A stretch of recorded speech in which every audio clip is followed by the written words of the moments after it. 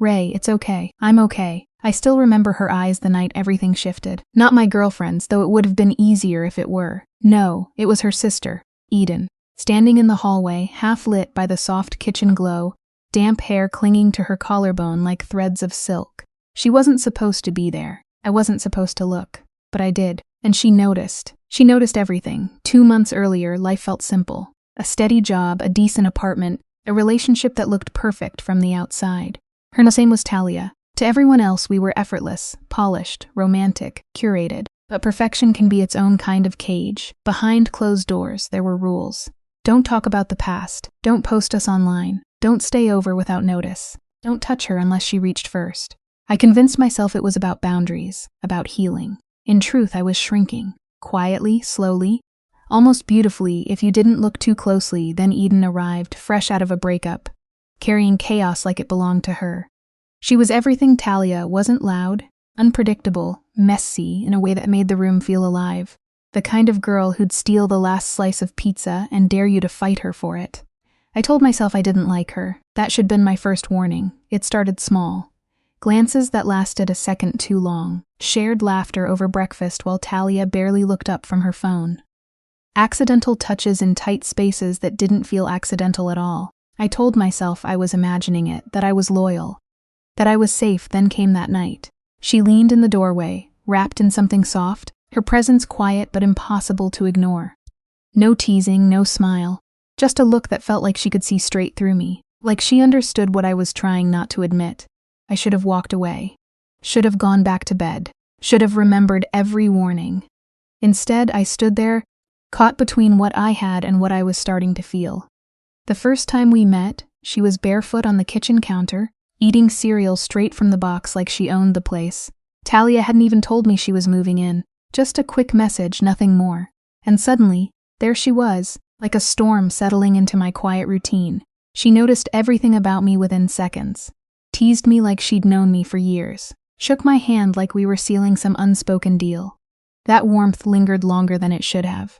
Days passed and she filled the apartment with noise, movement, life. Clothes left everywhere, music echoing through the walls, laughter that didn't ask for permission. Talia remained composed, distant, controlled.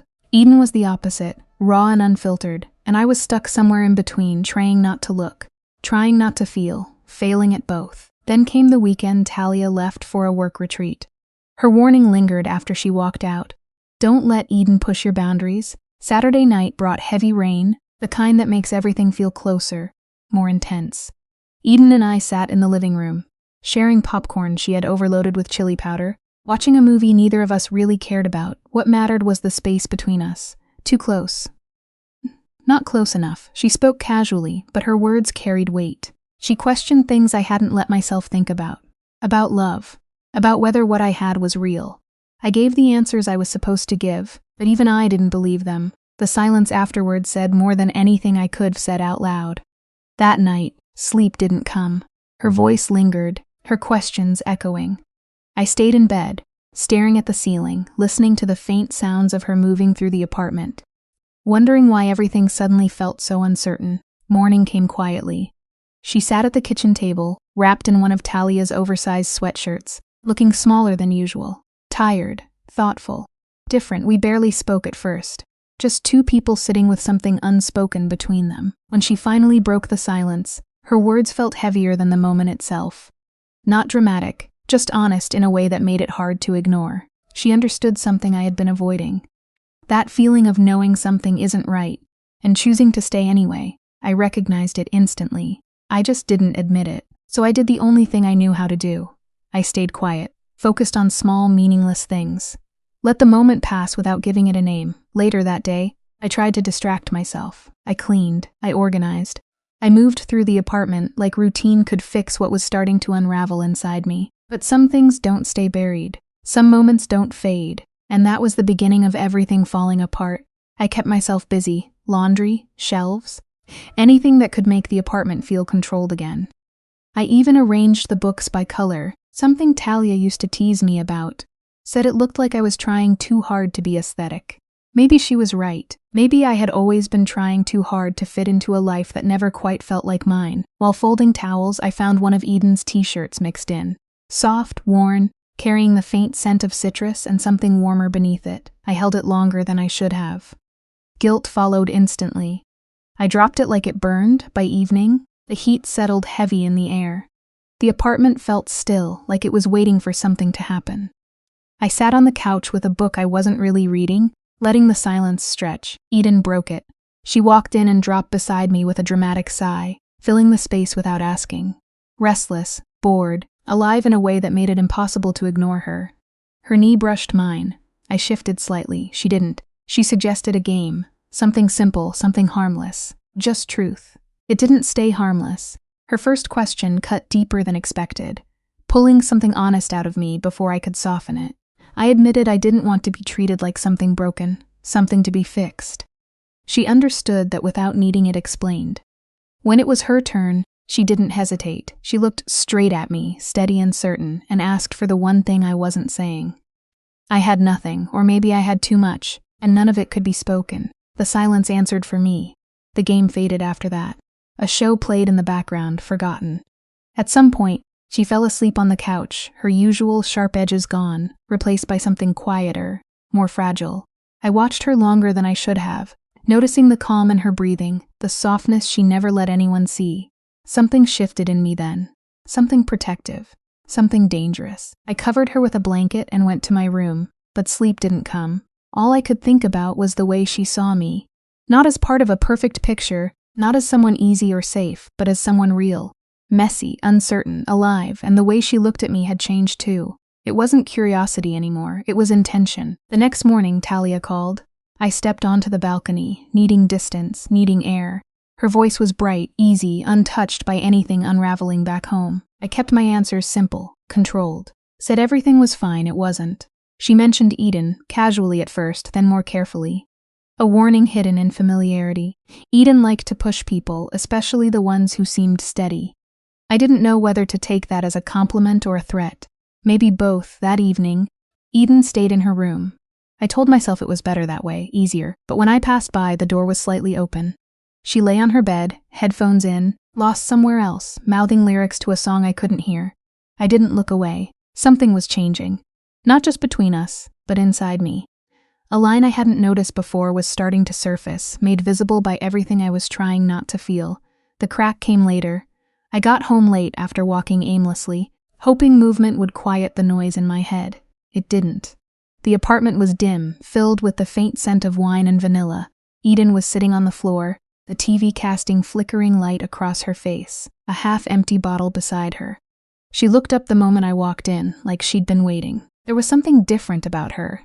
Less guarded, more open, like whatever she'd been holding back had slipped loose. She closed the distance between us slowly, her gaze steady, her words unfiltered.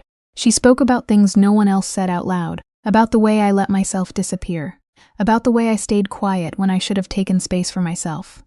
I didn't interrupt. She saw too much. She spoke about the way I looked at Talia, like I was holding on to something that wasn't there anymore. And then she said what I hadn't allowed myself to admit, that the way I looked at her was different.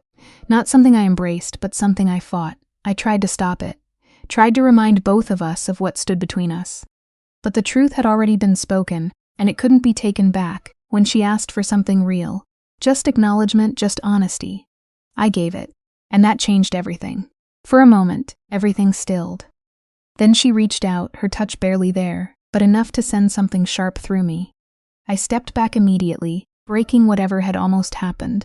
The distance hurt more than the closeness. She apologized. I tried to explain, but nothing sounded right anymore. The truth had already settled between us, heavy and undeniable. She didn't back down. She saw the parts of me I had been hiding, the emptiness I kept ignoring, called it out in a way that felt too accurate to deny. I held on to the only thing I could say. I loved Talia, but even that didn't feel steady anymore. The silence that followed stretched for days. Then Talia came home. Everything returned to normal on the surface. Smiles, small talk, perfectionist wrapped in routine. She brought gifts, told stories, filled the space with something familiar. But it all felt distant. Eden moved through the apartment like a shadow, and I felt her absence even when she was right there. My thoughts followed her before I could stop them. My body remembered moments that never fully happened. I hadn't crossed a line. but I wasn't standing far from it either. The storm came a few nights later. Thunder rolled in slowly, building outside while something heavier built inside me. Talia slept beside me, her presence warm but distant, her touch more habit than connection. I lay awake, listening. Eventually, I slipped out of bed. I told myself I just needed water, just needed space.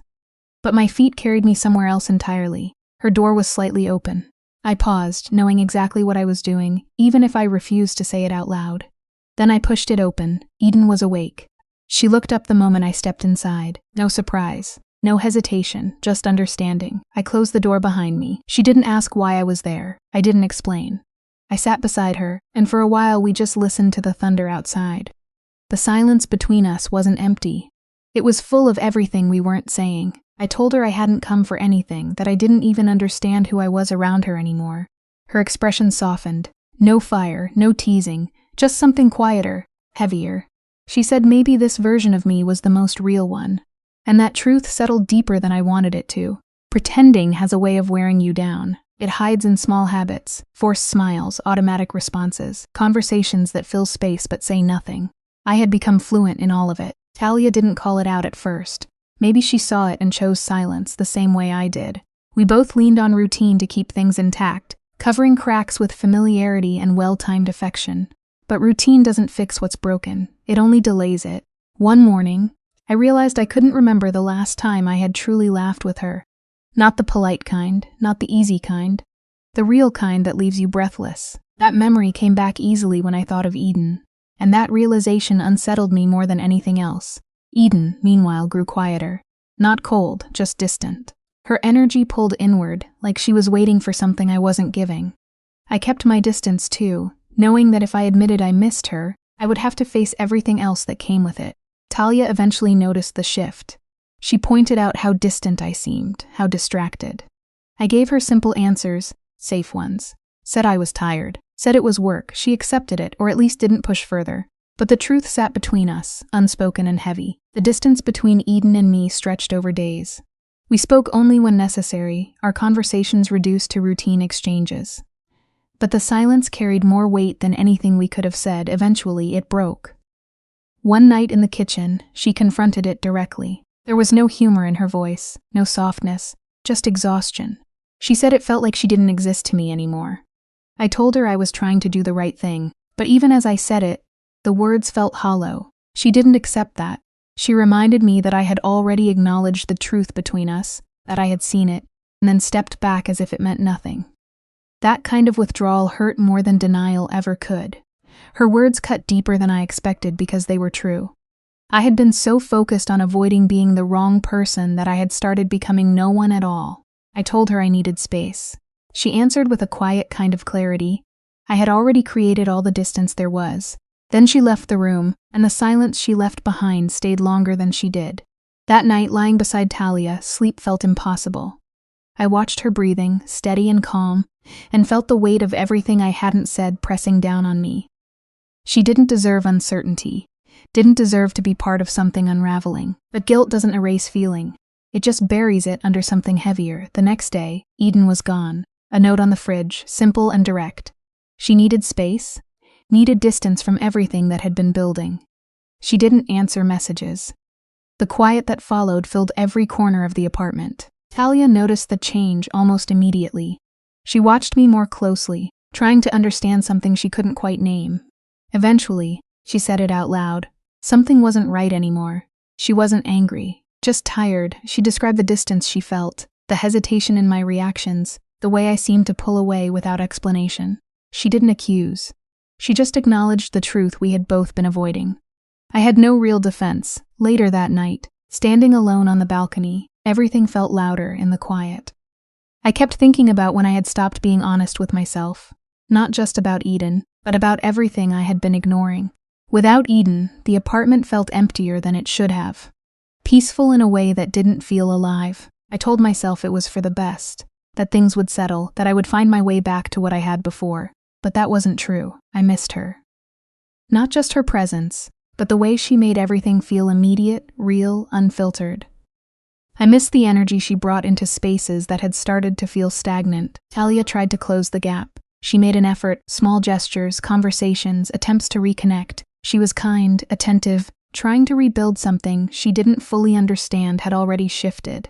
That made it harder, because every effort reminded me of what was missing, not what remained. By Sunday, exhaustion had set in. Sleep hadn't come easily, and my thoughts kept circling the same places. Regret, confusion, longing, none of it resolved, all of it lingering. Standing under the shower, I let the water run longer than necessary, hoping it would clear something in my mind.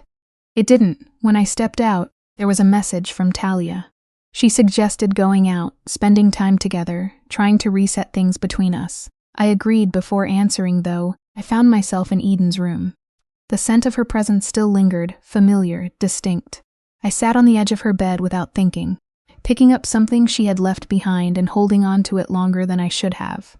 What I felt wasn't simple, it wasn't fleeting. It was the absence of something that had never fully existed, and the realization of what it had awakened in me. Later, I replied to Talia. She was excited, hopeful. I could see it in the way she responded, in the way she tried to bring things back to what they once were.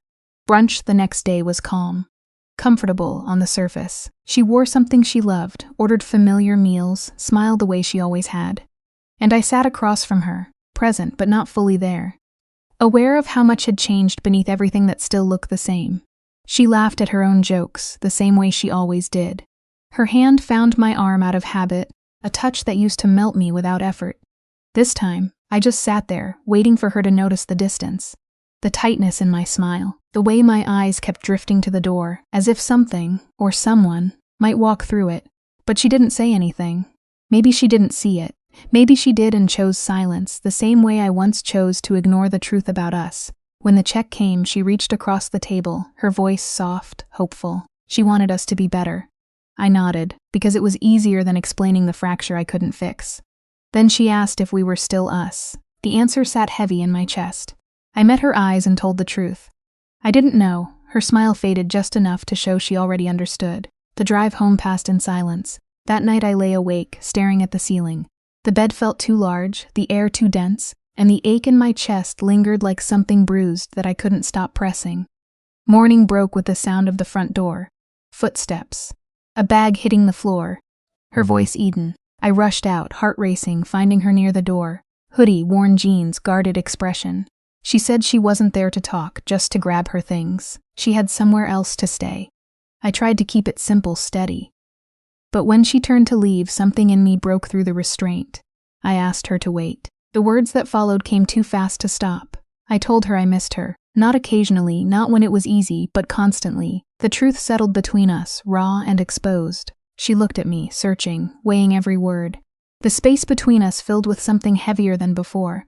Not heat, but pain. I admitted how much she occupied my thoughts, how wrong it felt, how it made me question everything I had promised. And yet, her absence made me feel like I had disappeared from my own life.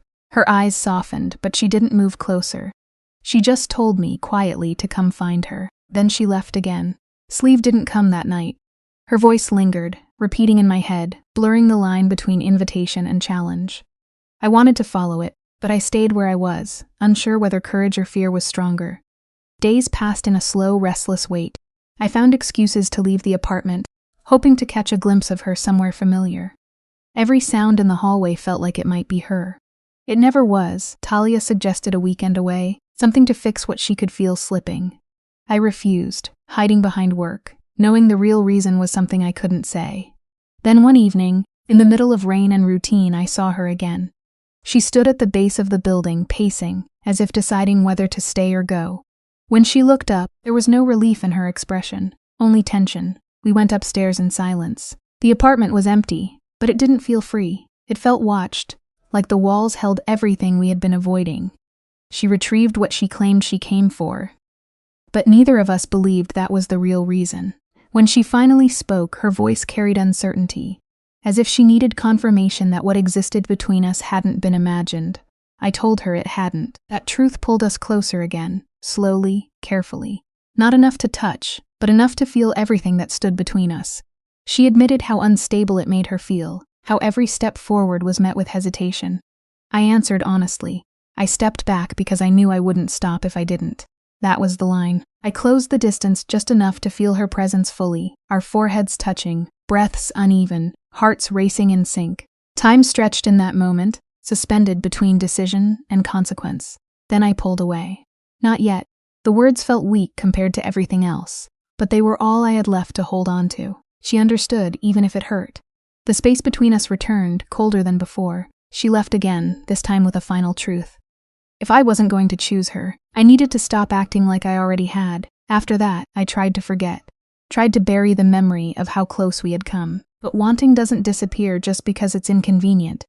Days later, she came back. It was quiet, unexpected, a soft knock that carried more weight than anything loud ever could. I knew it was her before I opened the door. She looked exhausted, worn down by everything we hadn't resolved. I didn't question it. I stepped aside and let her in. The rain started again, soft and steady, filling the silence around us. She moved through the space like she was seeing it differently. Like something had shifted, so had we. She admitted she hadn't planned to come. I acknowledged that she had anyway. That was enough. The distance between us collapsed quickly after that. No hesitation, no careful steps, just movement driven by everything we had been holding back. The kiss wasn't gentle. It carried every unsaid word, every restrained feeling, every moment we had tried to ignore. It erased space, logic, and hesitation all at once. For a moment, nothing else existed, no guilt, no past, no future, just that. We stumbled back, still caught in it, still unable to separate.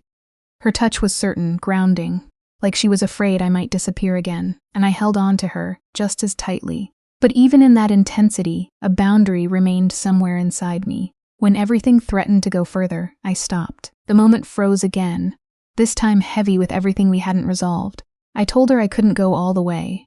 Not yet. And even as the words left my mouth, I knew that nothing between us would ever be simple again. Her lips parted, the question hanging between us without needing to be spoken. I told her the truth. If I gave her everything in that moment, there would be no going back. No returning to the life I had built. No pretending it hadn't changed me. She rested her forehead against mine, steady, certain. Then don't go back. The words landed softly, but their weight was undeniable. I smiled, something aching and quiet, and kissed her again. This time slower, softer, like I was trying to hold on to something instead of chase it. When it ended, we didn't move right away. We stayed there, breathing each other in, as if the moment might disappear if we let it. Later, she lay beside me on the couch, her head resting against my shoulder, fingers tracing absent patterns against my leg. I held her without hesitation, without overthinking it, just letting it exist for what it was. Around midnight, my phone lit up. Talia. She was on her way home, asking if I wanted food. For the first time in weeks, I didn't know how to respond. Something inside me had shifted, not driven by impulse, but by clarity didn't come easily. Eden left quietly in the early hours, careful, almost gentle. Like she didn't want to disturb whatever fragile version of me still believed this shouldn't have happened. I watched her go and felt something I couldn't name. Not regret, not relief. Something heavier, something that felt like finally seeing myself without distraction. When Talia came home later, I was already in bed, pretending to sleep. She kissed my forehead, whispered something soft and curled beside me. Her arm rested over my waist, familiar and steady. I lay still, letting it happen, hating how normal it still felt. Morning came with routine.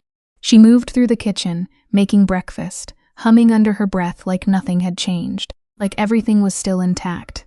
I tried to look at her the way I used to, tried to reconnect with what we had been, but all I saw was repetition, a life chosen before I understood what choosing really meant. She noticed me watching and smiled. I brushed it off, gave her something simple. She suggested rest, a break, something to fix what she could sense but not define. When she leaned in and kissed my cheek, I flinched. Barely, but enough. She saw it. She didn't say anything right away, but something in her expression shifted. Later that day, I stared at my phone, her name sitting there unanswered. No messages from Eden, no words from me either. There was nothing simple left to say. I tried to distract myself again, reorganizing the shelves. Moving things into place like that could bring some kind of order back into my thoughts. That's when I found it, her sketchbook, left behind. I opened it before I could stop myself. The pages weren't random. They were deliberate, careful, and they were all of me. Moments I didn't know she had been watching, sleeping, laughing, standing still.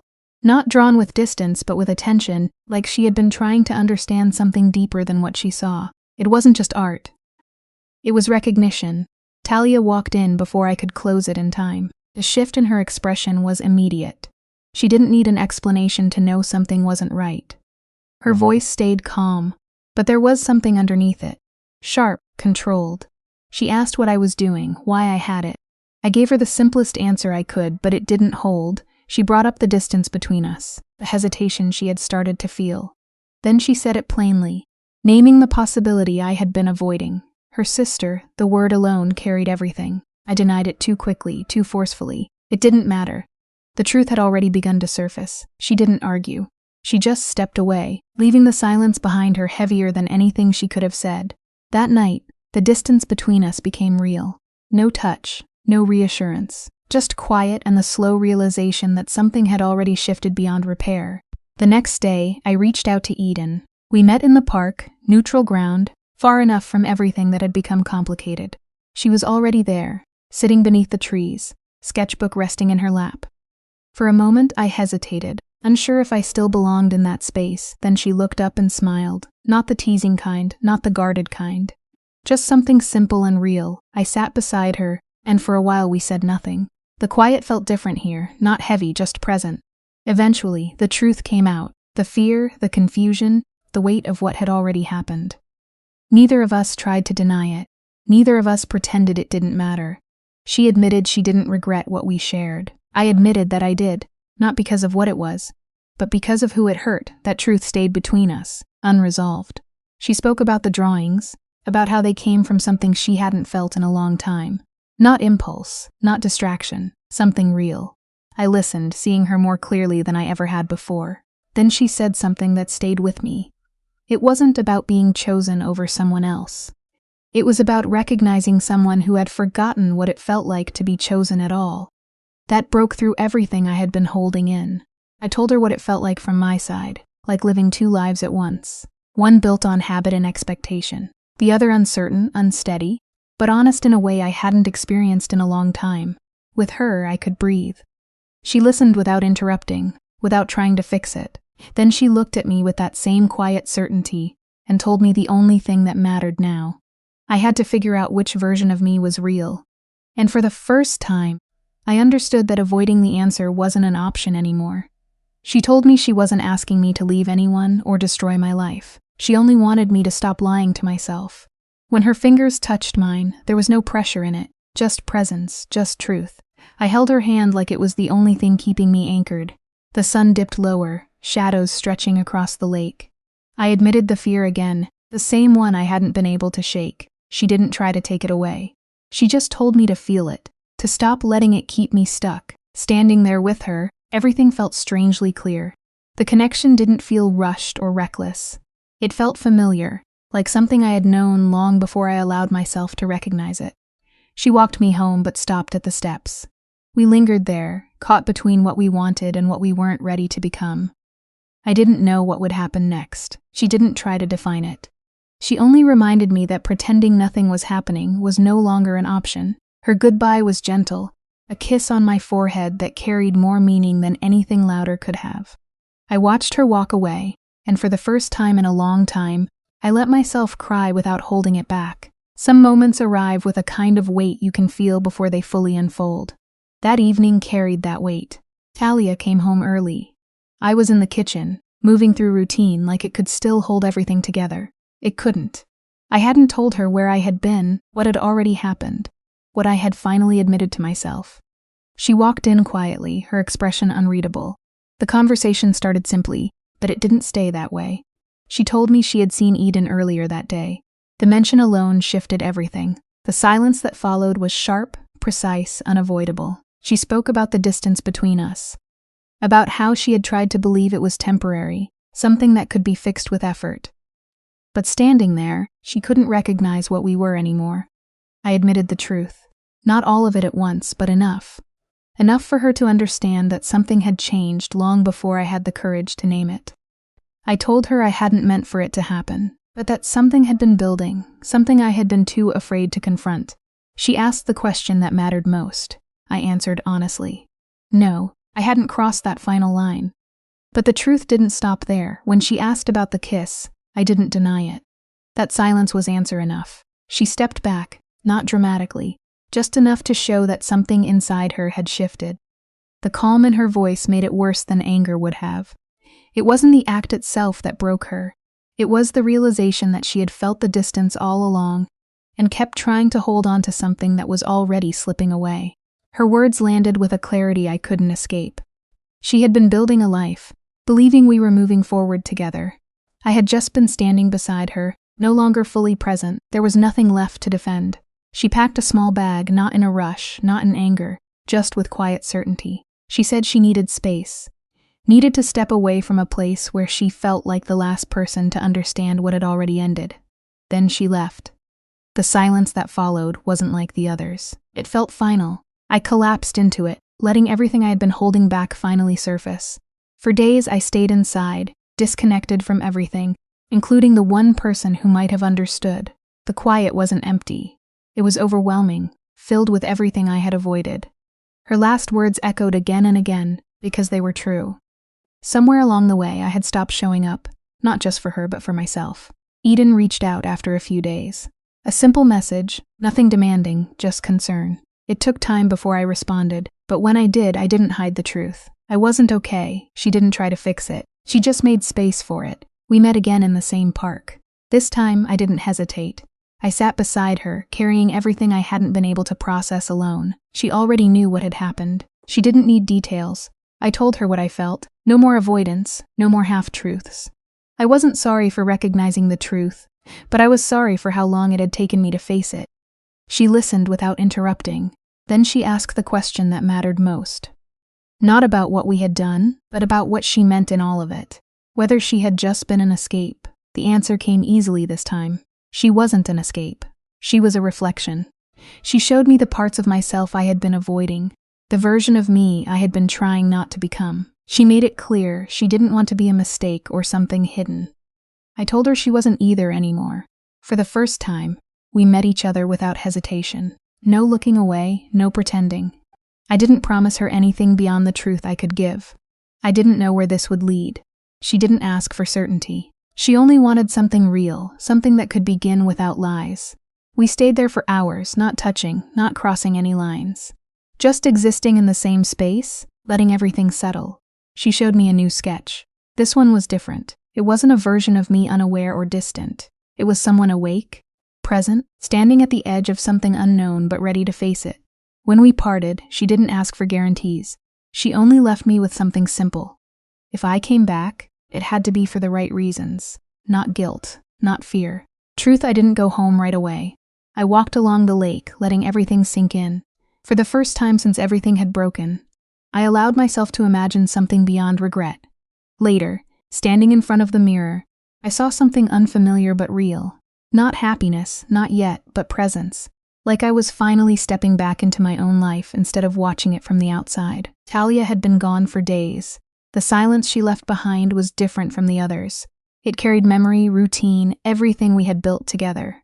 Her presence still existed in the small details of the apartment, in the way things were placed, in the spaces she had shaped. And for the first time, I understood that moving forward didn't mean pretending none of it mattered. It meant finally facing it. She didn't wait for an explanation, and none was offered. The silence between them carried everything words couldn't hold. Sitting beside her, the storm outside became background noise to the one building inside. There was no clear intention in coming here, only a quiet confession that being near her unraveled something deeper, something unrecognizable yet honest.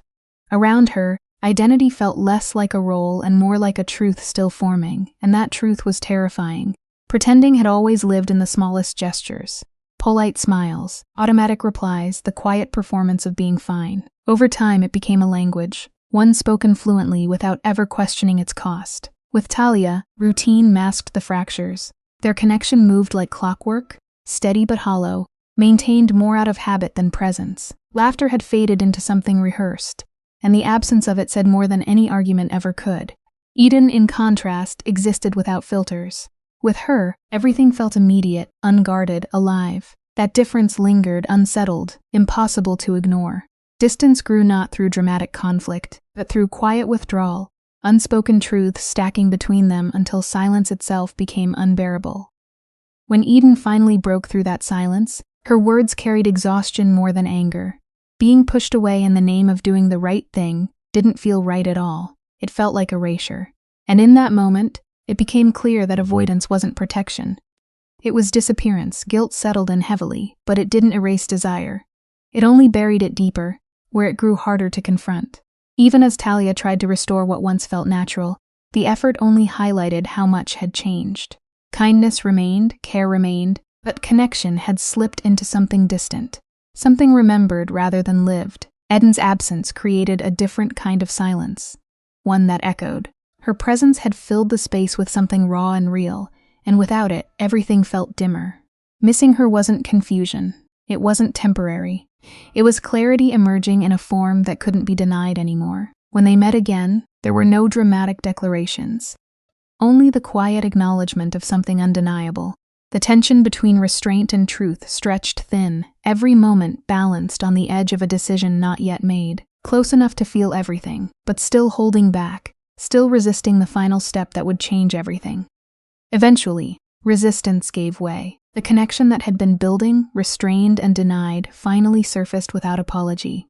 It wasn't gentle or cautious, it was honest, driven by everything that had been left unsaid for too long. And yet, even in that closeness, there was a pause, a boundary drawn not out of doubt, but out of understanding. Crossing that line meant no return, and that truth carried weight. The aftermath wasn't loud. It was quiet, reflective, heavy with realization. Something fundamental had shifted, not just between them, but within. It wasn't just about desire anymore. It was about truth, about finally seeing clearly what had been avoided for so long. Facing Talia brought that truth into the open. There was no anger explosive enough to match the quiet devastation of honesty. The admission wasn't just about what had happened, but about what had been missing long before any lines were crossed. Love, once steady, had become obligation. Presence had become performance. The end came not with chaos, but with clarity. A shared understanding that what they had built no longer held the same meaning. Letting go wasn't dramatic, it was necessary, painful, but clean in its honesty. With that ending came space. Space to breathe, to feel, to exist without pretending. Returning to Eden wasn't about escape anymore. It wasn't about filling a void. It was a choice made with awareness, with acceptance of everything it meant. Being with her felt different now. Not rushed, not stolen, not hidden behind guilt. It felt grounded, real, unguarded. There was no need to define it immediately, no pressure to justify it. It simply existed, and that was enough. In the quiet moments, shared mornings, unfinished conversations, laughter over small imperfections, something new began to take shape. Not a continuation of the past, but something entirely its own. Not a second chance, but a beginning that stood on truth rather than illusion. For the first time, there was no need to perform, no need to fit into a version of life that no longer belonged. There was only presence, raw and unfiltered, and the realization that sometimes, losing what once felt certain is the only way to find something real.